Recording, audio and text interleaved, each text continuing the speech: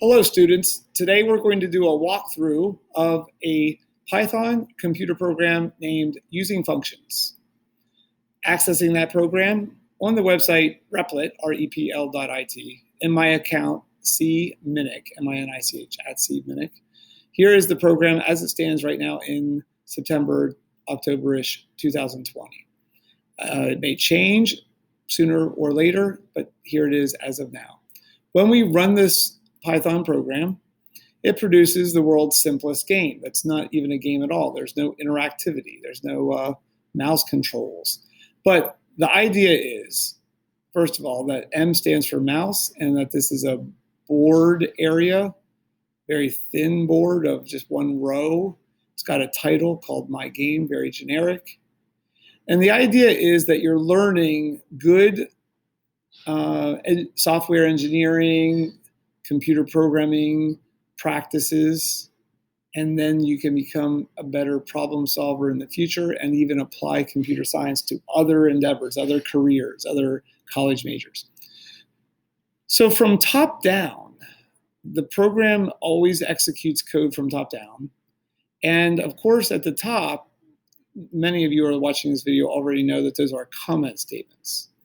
And it's up to you to change whatever's to the right of those comment symbols, those hashtags, to replace that with your name, perhaps your class period in a school situation.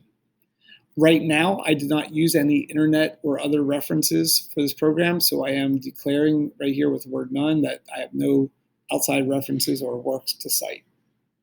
Notice the use of blank lines over here to separate different sections of this code. You don't really need the blank lines to be over here as far as the code executing properly on the right. When I run the program as of now, it still works the same over here on the right, but the blank lines separating sections, sort of like paragraphs, if you will, of the code is considered good style. You don't necessarily want excessive white space, but being consistent and having some, like one blank line here at minimum, would be best. Okay, so what's happening over here? Well, we have what are called functions. This as a whole in lines 5 through 7 is called a function definition. The DEF is a Python keyword that has to be spelled DEF. And it establishes the fact that I have a function definition for a function named display title. So you cannot type out the word definition. You have to stop at DEF. And the name of the function is something that I could have made up. I could have named it F or G or H, like an algebra teacher. They use functions like f of x or something. But it's best to have a whole word, like display. And better yet even, to have two or more words if that's what it takes to get across the purpose and usefulness of that individual function. So this function right here that I'm talking about, its job is to display the title of the game. For now, it's just got a generic My Game typed in there to fill up the space. Eventually, we could put Tetris in there, Agario or Pac-Man or something like that, Fortnite. But for now, My Game is just dummy text in the double quotes because I had to put something in there. The print, empty parentheses, that's what's producing this blank line over here. Many students would know that. Altogether, this function is producing this code, this output in the top area. But it's not producing it because of these lines of code executing. And it's really executing because of this call statement. Oh, I'm sorry. It's all executing because of this call statement right here, display title. So temporarily, I'm going to delete this other function that we'll talk about later and its call statement. Right now, we do get a cause and effect here.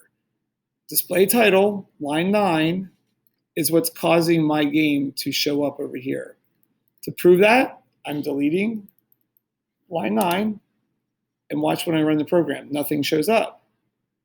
Because this does not actually get called into action unless you call it with what's called a call statement.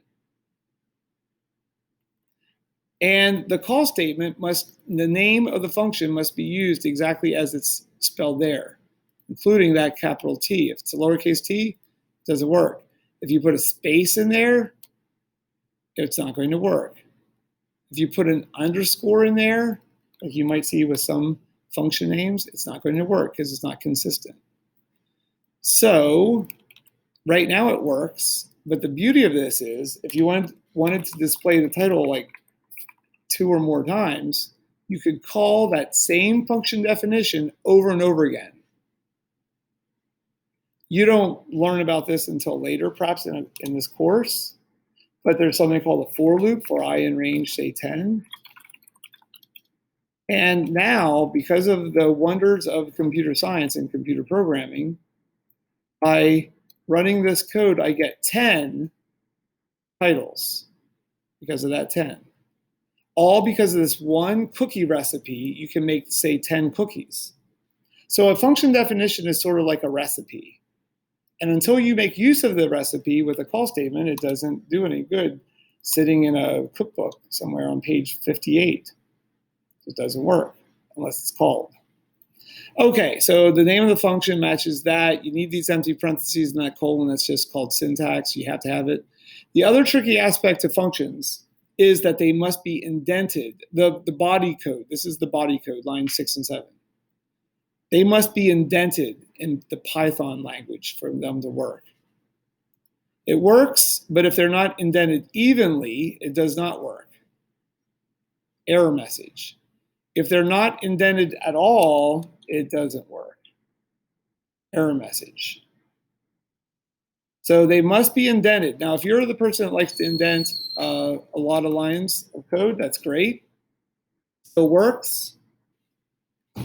But the standard amount of indentation is usually required by your company or your teacher or your own consistency.